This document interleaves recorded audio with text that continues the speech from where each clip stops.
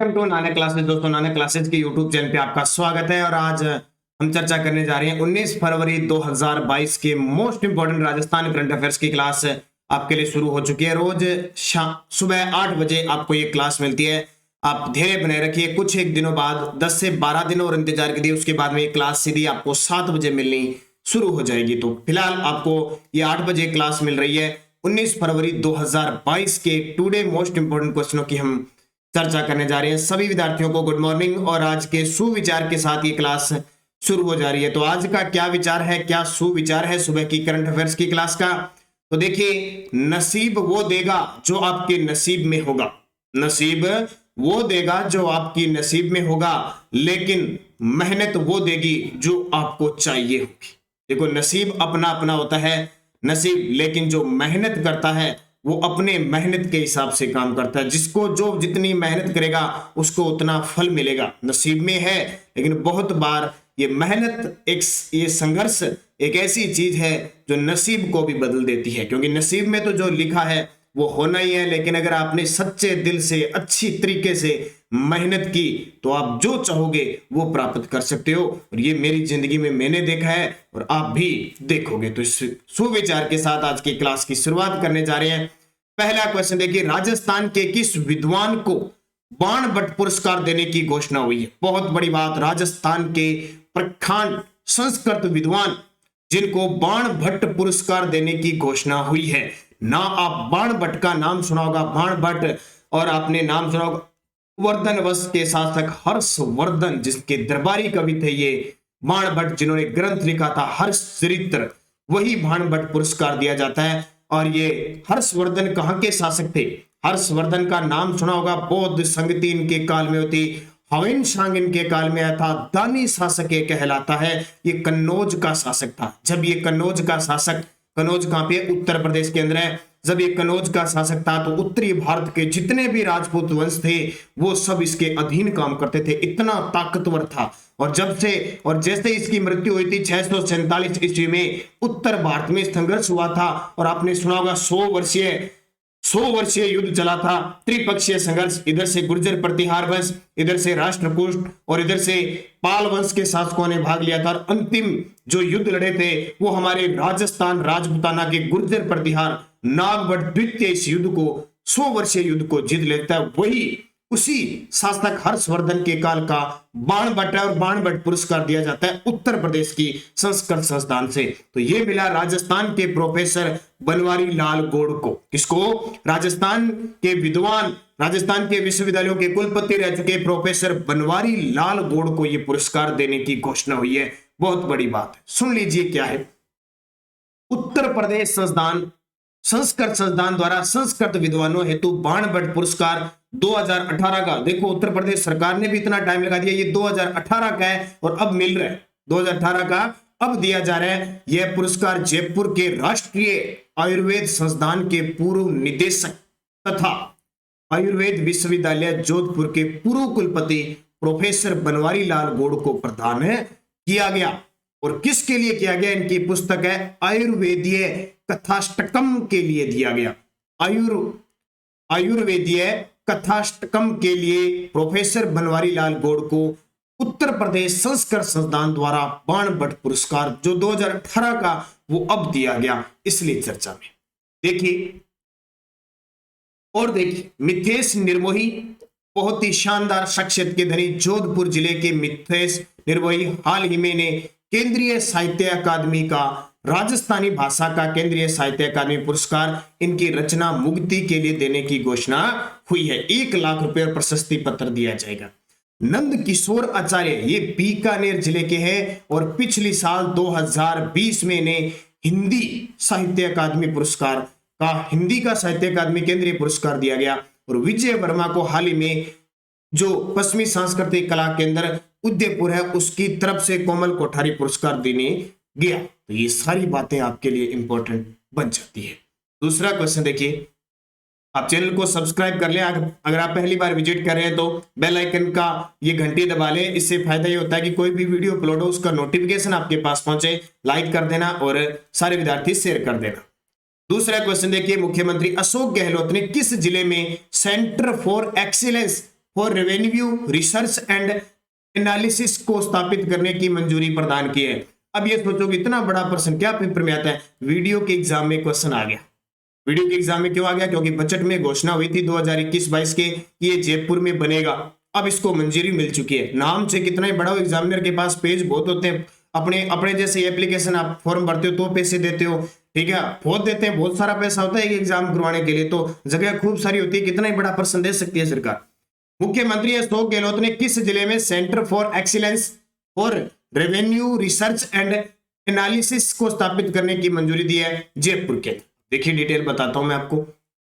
मुख्यमंत्री अशोक गहलोत ने जयपुर में centre for excellence for research and analysis को स्थापित करने की मंजूरी प्रदान की है। क्या होगा? इस सेंटर में वाणिज्यिक करों, मुद्राक, पंजीयन, आबकारी, परिवहन और खान आदि विभागों में राजस्व वृद्धि के उपायों पर विश्लेषण कर संग्रहण और राजस्व मामलों से जुड़ी धोखाधड़ी रोकने व नीति निर्धारण का कार्य किया जाएगा, इसलिए स्पेशल स्थापित किया गया है। और इसकी घोषणा मुख्यमंत्री ने बजट 2021 के 22 में की थी। अब इसको मंजूरी मिल गई है, इसलिए इंपॉर्टेंट बन जाता है। कौन सा जिला? जयपुर। अब जयपुर की बार बार बात आती है, कितनी बात हमने कर ली, रोज जयपुर और जोधपुर की होती है। बीकानेर की बात करो, आपको याद रखना है बीकानेर में पलाना, बीकानेर के अंदर राजस्थान का एक मेगा फूड पार्क स्थापित होगा। एक तो जोधपुर में, पहला किशन रूपनगढ़ जो है वो अजमेर के अंदर है, दूसरा प्रस्तावित हुआ है जोधपुर में, और एक बीकानेर में प्रस्तावित हुआ है मेगा फूड पार्क पलाना के अंदर। अलवर की बात करें तो एक नाम याद रखना, हल्दीना, यहां पे राजस्थान का तीसरा सैनिक स्कूल खोलने की घोषणा हुई है। अगला क्वेश्चन देखिए, इसका स्क्रीनशॉट लेना चाहते हो तो ले लेना, इंपॉर्टेंट है। राजस्थान के किस जिले में जीनोम सीक्वेंसिंग, अनुवांशिकी अनुक्रमण की सुविधा का शुभारंभ हुआ? ये क्वेश्चन इतने इंपॉर्टेंट है, लेकिन है जयपुर में। भाई फिर आ गया जयपुर, क्योंकि जब से ज्यादा आपको कंफ्यूजिंग जब पेपर में इस प्रकार के क्वेश्चन आएंगे ना, या तो जयपुर या जोधपुर, दो ही कंफ्यूजिंग होंगी ज्यादा। राजस्थान के किस जिले में जीनोम सीक्वेंसिंग यानी अनुवांशिकी अनुक्रमण की सुविधा का शुभारंभ हुआ है? जयपुर के एसएमएस हॉस्पिटल में। देखिए राजस्थान में जयपुर के एसएमएस मेडिकल कॉलेज, ये एसएमएस का मतलब क्या होता है? सवाई मान सिंह द्वितीय थे ना, उनके नाम पर ये मेडिकल कॉलेज है, उनके द्वारा शुभारंभ किए गए, इसलिए एसएमएस स्टेडियम भी है, कॉलेज भी है। एसएमएस मेडिकल कॉलेज में जीनोम सीक्वेंसिंग यानी अनुवांशिकी अनुक्रमण की सुविधा का शुभारंभ हुआ है।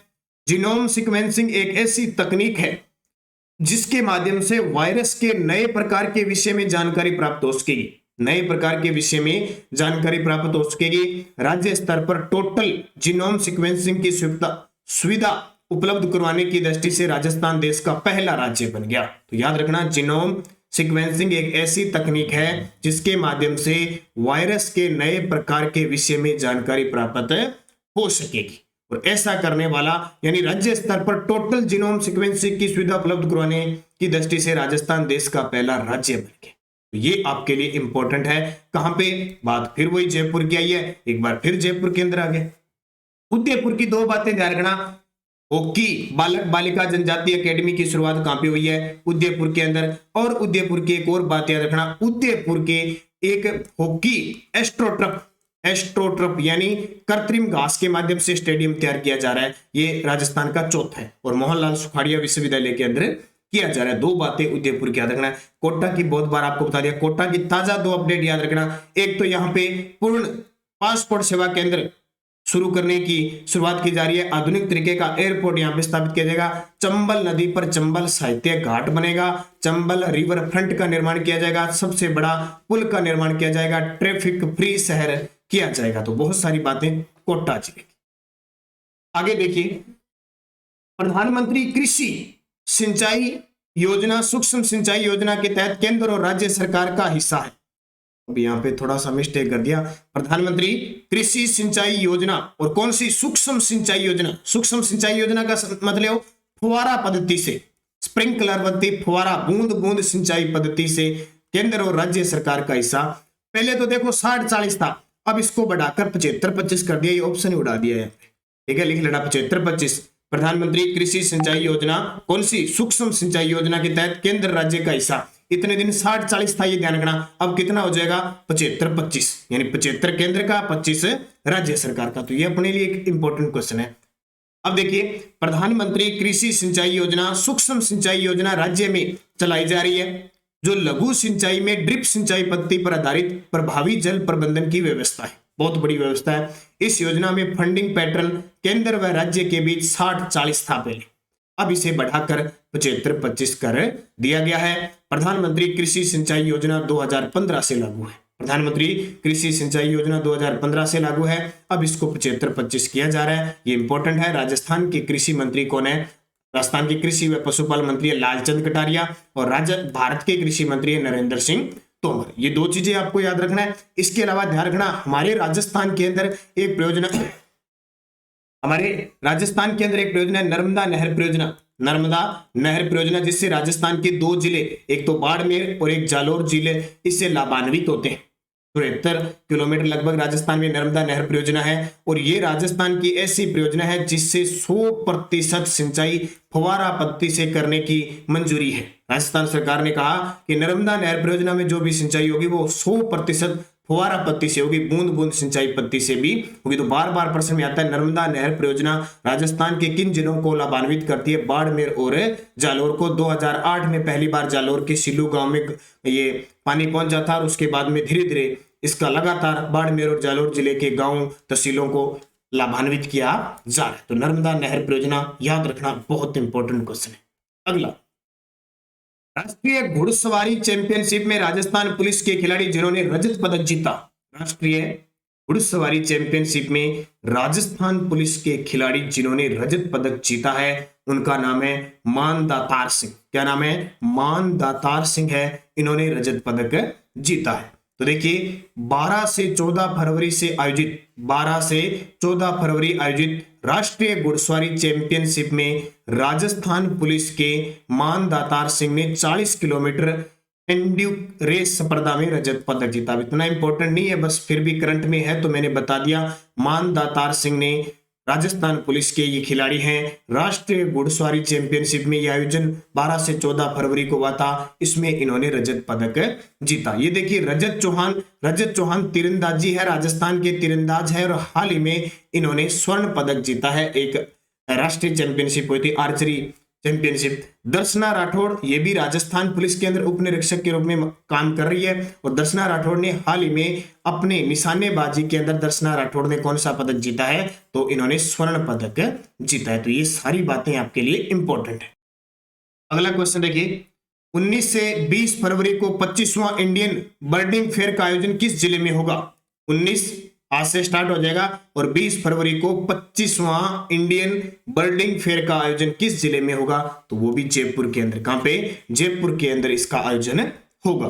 तो 25वें इंडियन बर्डिंग फेयर का जयपुर की मानसागर झील के जल महलों की पाल पर 19 से 20 फरवरी को आयोजन किया जाएगा। अब इसमें आयोजन होने के बाद क्या कुछ होता है फिर हम चर्चा करेंगे। फिलहाल आपको याद रखना है, जयपुर के मानसागर झील जहां जल महल बने हुए हैं, जिनका निर्माण स्वाई मान सिंह ने करवाया था, ये वही जल महल है जहां अतिथियों और ब्राह्मणों के ठहरने के लिए जगह थी। स्वाई जय सिंह, मान सिंह नहीं, स्वाई जय सिंह द्वितीय, जब इन्होंने, अब मानते हैं ना, राजस्थान का अंतिम हिंदू राजा जिसने अश्वमेध यज्ञ कराया था पूर्ण विधि विधान से, तो सब राजस्थान के राजाओं को, ब्राह्मणों को बुलाया था, अतिथियों को, इसलिए ठहरने के लिए इन्होंने मानसागर झील के अंदर जल महलों का निर्माण करवाया था। उसी जल महलों की पाल पर 19 और 20 फरवरी को इंडियन बर्डिंग फेयर का आयोजन किया जाएगा। इससे पहले एक आयोजन उदयपुर के मेनार के अंदर हुआ था, सबसे बड़ा बर्ड फेस्टिवल का आयोजन, देश का सबसे बड़ा बर्ड फेस्टिवल का आयोजन उदयपुर के मेनार के अंदर हुआ था। तो ये आपके लिए इंपॉर्टेंट क्वेश्चन है, परीक्षा में